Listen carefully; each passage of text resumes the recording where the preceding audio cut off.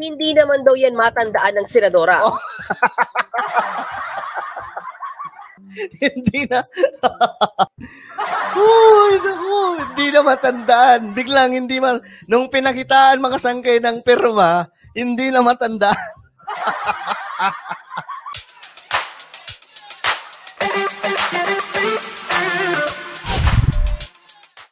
Binabalak daw ipanggastos para sa People's Initiative ang pondo ng isang programa ng DSWD. Pero tinablayan ng mismong ahensya at ng Kamara. Tinabla mismo ha? Nasa frontline na balitang yan si Mean Los Baños. Also, project request will pass. Sa pamamagitan ng isang text message, nalaman daw ni Senator Amy Marcos na mayroon palang programa ang DSWD na AKAP o Ayuda sa Kapos ang para ito sa mga mahihirap na Pilipinong nagtatrabaho pero kulang talaga ang kinikita dahil sa inflation o yung bilis ng pagmahal ng mga bilihin. Ang ikinagulat daw ni Senator Marcos ay ang 26.7 billion pesos na alokasyon para sa naturang programa. Naniniwala ang senadora na balak gamitin ang pondong yan para makalikom ng mas maraming pirma sa People's Initiative para sa Kung ano-ano na lang yung sinasabi nila no, para masira itong People's Initiative.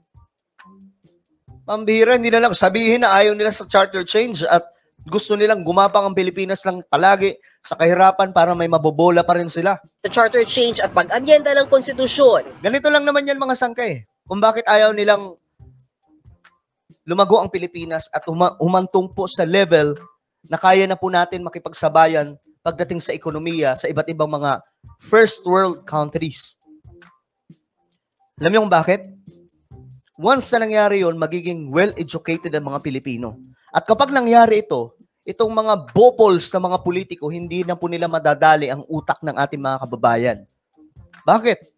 Hindi na po sila tatanggap ng pera, hindi na po nila kailangan ng ayuda, hindi na po nila kailangan ng mga paggamot-gamot na yun na sinasabi ni Villanueva. Bakit? May pera na eh. May trabaho na maganda. May edukasyon na. Diba? That is why itong mga senador nagkukumahog. Diba? Teka lang. Ito makakasira. Makakasira ito sa mga agenda natin dito. Paano tayo makakabalik dito kung lalago na ang kabuhayan ng mga Pilipino, diba? Ang AKAP daw, ida-download yung pera sa LGU. Okay? Okay, bilang premyo sa nakapagpapirma.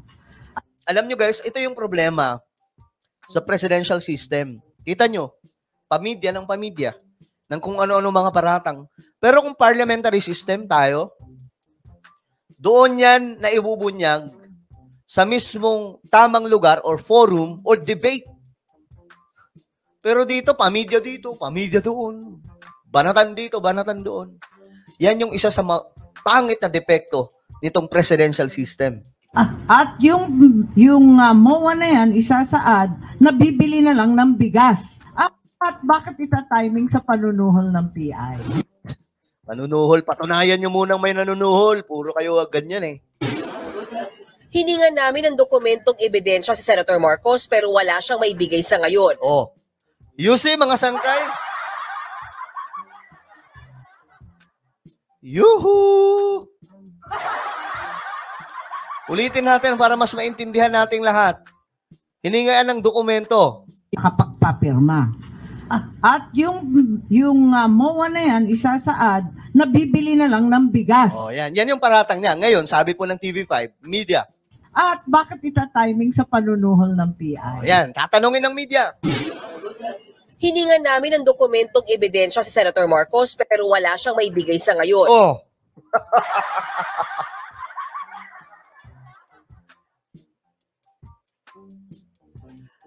Madam, gumising na po kayo. Alam niyo si Ferdinand Marcos, grabe magmahal sa Pilipinas yun. Ayaw po niya na nagugutom ang mga Pilipino, ayaw po ni Ferdinand Marcos na ganito po kahirap ang Pilipinas. Pero ano itong ginagawa mo, madam? Ay, naku po. My goodness. Diba, ulitin natin para mag-gets ang lahat mga sangkay. Hiningian ng ebidensya. Bakit ita-timing sa panunuhol ng PI? Tinanong. Hiningan namin ng dokumentong ebidensya si Senator Marcos pero wala siyang maibigay sa ngayon. Boom. Panis, 'di ba? 'Di ba? 'Yun ang sinasabi po natin, mga sangkay. Tandira naman eh. Magbibintang sila, hindi naman pala kayang patunayan. Pero aminado siyang nalusutan siya ng bilyon-bilyong pisong pondo para sa AKAP. Nalusutan na naman. Ilabas na lang kasi yung ebidensya. Kasi hanggat walang ebidensya, ang tawag dyan, fake news. Ang tawag dyan, chismis. Ang tawag dyan, kalokohan. Wala palang ebidensya, tapos magpapamedya. Maglabas muna ng ebidensya, then isubmit, magpamedya. Yan ang gusto nila, pamedya, di ba? Ay, naku naman, Madam. Ako, wala naman ako problema kay Madam Amy Marcos. Pero dito lang talaga kami nagkakaproblema itong patungkol po sa charter change. Kasi nga po, sabi ko nga, dito sa ating channel, wala tayong sinasambang politiko. Tapos naman yung eleksyon, mga sangkay. Diba? O, ito pa. O, sabi po ni John Lapira, marites daw. Totoo, marites lamang kasi wala naman po talagang ebidensya eh.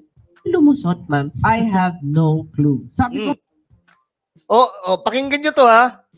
Pakinggan nyo to. Grabe yung imagination eh. Na siyang maibigay sa ngayon. Pero aminado siyang nalusutan siya ng bilyon-bilyong pisong pondo para sa AKAP. paano lumusot, ma'am? Paano lumusot, ma'am? Ito yung sagot. I have no clue. I have no clue.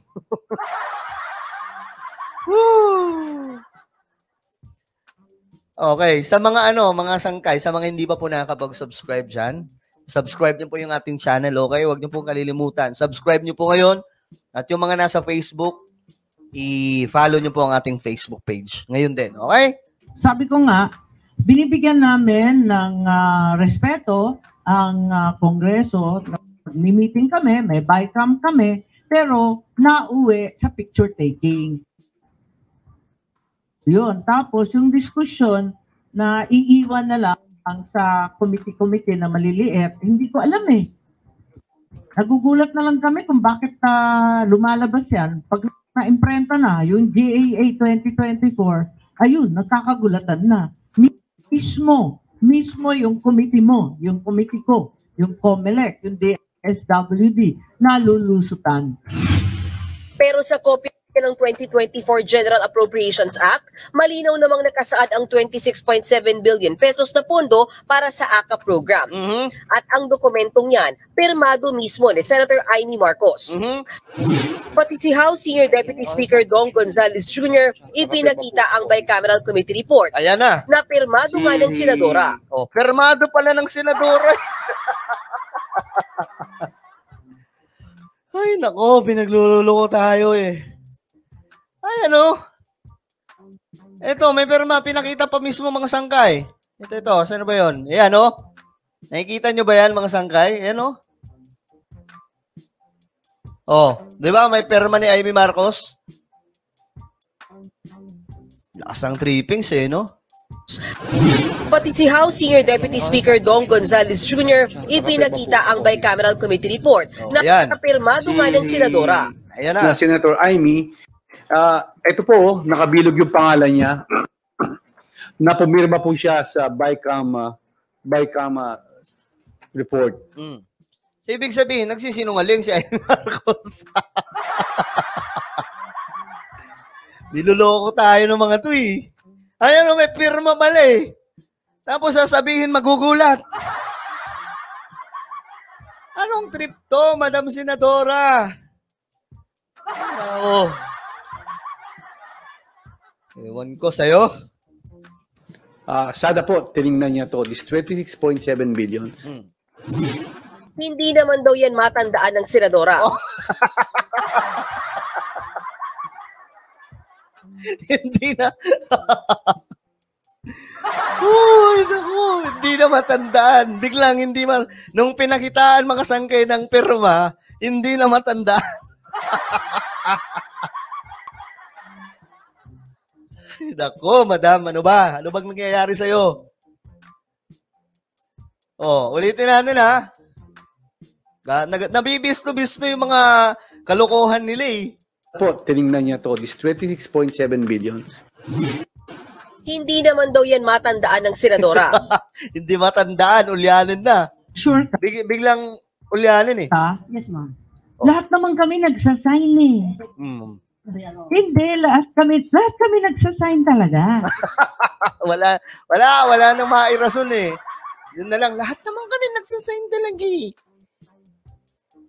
Oh. Sino ngayon na nagsisinungaling? Itong mga senador, si Amy Marcos, o itong mga congressman, 'di ba? Ngayon dito pa lang malinaw na mga sangkay na pinaglololoko tayo nitong mga senador na ito. Sadyang ayaw lang po talaga nila na mangyari na umusad itong pag-amyenda sa ating konstitusyon. Dahil kapag nangyari ito na mabuksan na po ang ating ekonomiya, lalago ang Pilipinas, dadami ang trabaho, at kapag marami ng trabaho, marami na ang pera, hindi na kinakailangan bula-bulahin itong mga buwakang politiko ang mga Pilipino sa pamamagitan ng ayuda. Diba, narinig nyo naman kanina sa Villanueva eh, pagkain, gamot, ang bira eh. Aalamin ko yan. Alam mo ang problema. Aalamin ko yan. Imposible. Ito na masasabi ko, madam. Imposibleng pipirma ka nang hindi mo alam.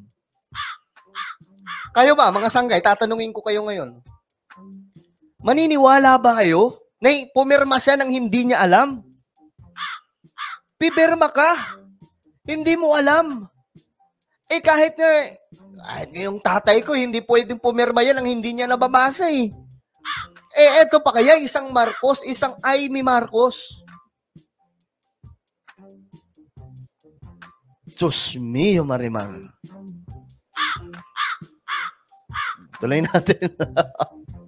Electronic signature kami lahat.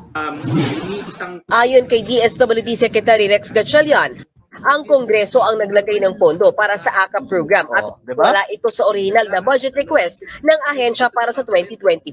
Diba? Pumirma mismo sila Amy Marcos. Pero handa naman daw silang ipatupad ang programa. Nanindigan din ng kalihim na hindi ginagamit sa People's Initiative ang pondo ng kanilang mga programa. Diba? Kalokohan kasi talaga eh. Puro paninira itong mga senador eh. Katunayan, hindi pa nga raw nagagalaw ang AKAP fund. Diba? Hindi pa nga nagagalaw eh. Tapos itong mga to, gumagawa ng issue ng kung ano-ano, wala naman palang ebidensya, tapos pumirma pala sila. Guys, alam nyo na, sa eleksyon na, sa 2025, huwag kayong boboto sa mga senador na anti-reform against sa charter change. Huwag kayong boboto sa mga yan. Ang bira yung mga yan. Kita mo? Si Tulfo sa ambisi, sa mga chismis. Wala pa tayong guidelines. Ni isang kusing ng pondo na yan hindi pa nagagamit. Not a single centavo has been used kasi we are still crafting the guidelines. Hindi papayag ang DSWD na gamitin ito sa para kahit na anumang interest ng kahit sino man, whether it's political or personal interest. Desidido naman si Senadora Marcos na magpatawag ng hiwalay na pagdinig kaugnay sa programang AKAP ng... Gastos na naman yan, par.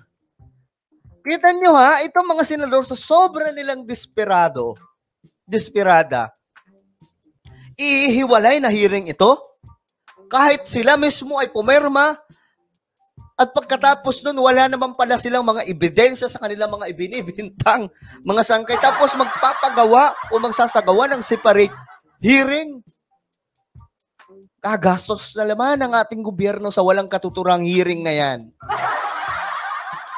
Imbes na pagtuunan itong charter change, mas pabilisin, tutukan, yan po yung mga pinaggagawa ng mga... Pasalamat sila, hindi ako nagmumura dito sa ating live. Pasalamat sila talaga, hindi tayo nagmumura. Ay, nako. Wala talaga sa ayos itong mga senador na to. So again, mga sangkay, DSWD. Ito po yung mangyayari kapag naamyendahan ng ating konstitusyon at nabuksan yung ating ekonomiya. Dadami yung mga investors, ibig sabihin, dadami po yung mga kumpanya sa Pilipinas. Magpapatayo po sila ng mga kumpanya na hindi na po nila kinakailangan ng mga partner ng mga Pilipino. Mas madali ang pagpasok ng mga foreign investors. Magkakaroon ng competition. So, marami na mga kumpanya, maraming mga nagnenegosyo. Ibig sabihin, wala nang palag dito yung mga nagmamanipula sa mga presyo ng bilihin ng mga oligarko. Magkakaroon ng ka-competition. At kapag magkaroon ng competition, magkakaroon po ng mga quality na mga product. Ibig sabihin, mga sangkay, kapag nagkaroon ng competition, nagkaroon ng quality ng mga services nila, magkakaroon po ng pagbaba ng presyo ng mga bilihin. Bababa ang presyo ng mga bilihin, at sabi po dito, magkakaroon din po ng additional jobs. Gusto nyo ba yun o ayaw nyo? Siyempre gusto natin yan, mga sangkay. Sino ba naman ang aayaw dyan? Diba? Magkakaroon ng mababang mga presyo ng mga bilihin, magkakaroon ng mas maraming trabaho, magkakaroon po mga sangkay ng mga ayos na buhay ang mga Pilipino. At dahil dyan mga sangkay, lalaki po ang kita ng ating mga kababayan at ng ating gobyerno. Kapag malaki na ang kita ng ating gobyerno, kapag malaki na ang kita ng ating mga kababayan, kapag may maayos na trabaho, sa tingin nyo makakapangloko pa itong mga politiko sa mga paayuda na yan? Siyempre hindi na po. Malabo na po yan. Ang dami ng kumpanya sa Pilipinas. Marami ng mga multi-billionaire na papasok sa Pilipinas. Halimbawa na lang itong si Elon Musk, magpapatayo siya ng kanyang kumpanya dito, negosyo, nang hindi na po nakikipag-partner kay Henry C. Okay na. Mas mababa na ang presyo ng kanyang mga produkto kasi wala na pong hinihiling yung ibang partner. So, ganun na po ang mangyayari. Bukod dyan, hindi na po makakapaghari itong mga oligarko. Next, more funds. Malaki na po ang pondo ng ating bayan, ng ating gobyerno. So, anong mangyayari? Magkakaroon po ng malalaking proyekto ang ating bansa. At sigurado mga sangka, ilang taon mula ngayon, mayaman na ang Pilipinas. Lalago ng ating bansa. Huwag tayo mag-isip na kapag nabuksan ng ating ekonomiya sa mga foreign direct investments, parang bukas kaagad, parang magic na, uy, ang yaman na ng Pilipinas. Hindi po ganun.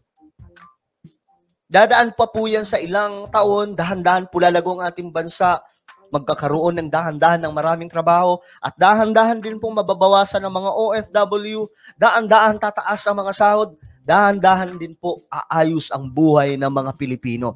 At ito po ay long-term solution na sinasabi ni BBM. At alam niyo mga sangkay, kapag nangyari yan, yan po ay magiging legacy ni Bongbong Marcos na higit pa po sa legacy ng mga naunang presidente ng Pilipinas. Dahil yan po ang pintuan. Sabi pa nga ni Lee Kuan Yew, iyan lang ang kanilang ginawa sa Singapore. Inopen po nila ang kanilang ekonomiya ay inopen po nila, binuksan po nila sa lahat ng mga foreign investors. So ang nangyayari mga sangkay, ang daming mga negosyante na pumasok sa kanila. So dumami ang trabaho, lumaki ang kita, lumaki rin ang kita ng gobyerno, lumaki ang kita ng mga kababayan nila doon. So ang nangyari, ngayon ang Singapore ay first world country. Napakaliit na bansa.